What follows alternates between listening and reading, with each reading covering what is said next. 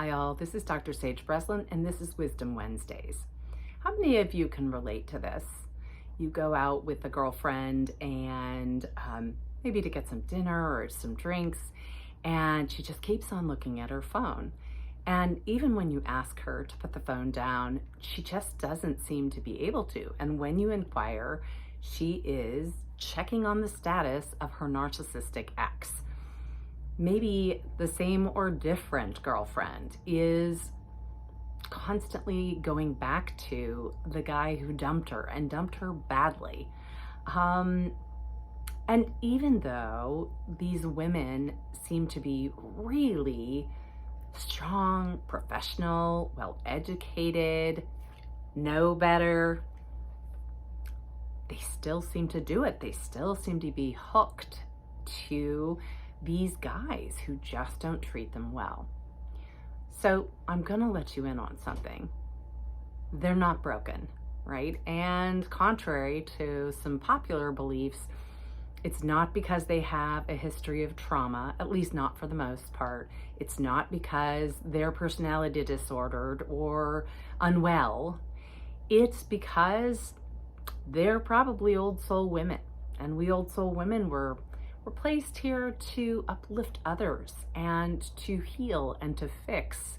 And so when we meet somebody who has, the gaping, aching hole or the big problem that needs to be solved, an old soul woman she can't help herself. She wants to help.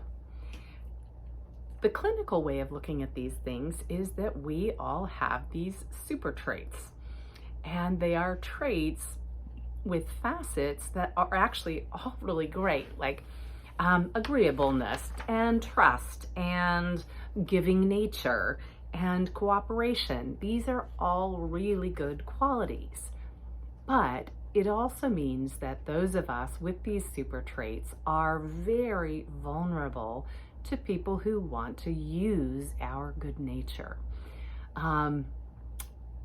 I think more often than not, old soul women fall for it. We fall for that great girl or guy who seems to just, as we say in my family, be everything and a piece of toast, be awesome and seem awesome.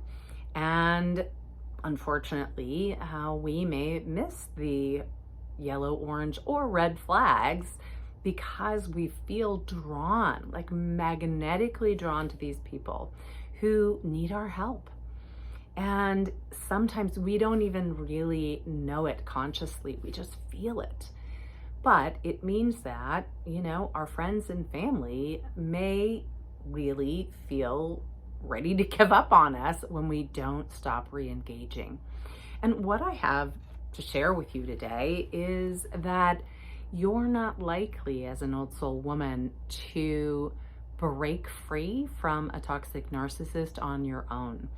I can't tell you how many men and women I know who have performed interventions on their women friends who just can't seem to stay away from, the toxic ex.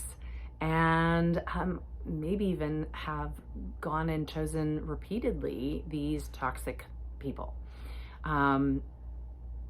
It's crazy making, actually, to be on the outside. And what I learned, because I too was a toxic relationship repeat offender, I learned for myself that it takes a tribe.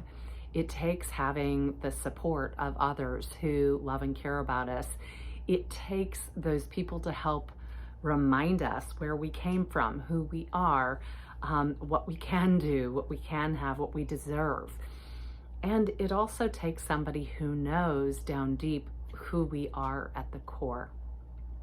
Some of us, it's been so long we don't even remember, but other of us have the ability to access that and can restore our truths. And when we restore our truths, of course, it's much easier to kind of re-embrace our core and to move forward. So if any of this sounds familiar, either to you or to somebody you know, please feel free to reach out either by DM or in the comments and let me know. Let me know what your story is. We are running an incredible deal right now. We have a 10/10 portal deal that will expire on the 31st of October, and it is a mini VIP day.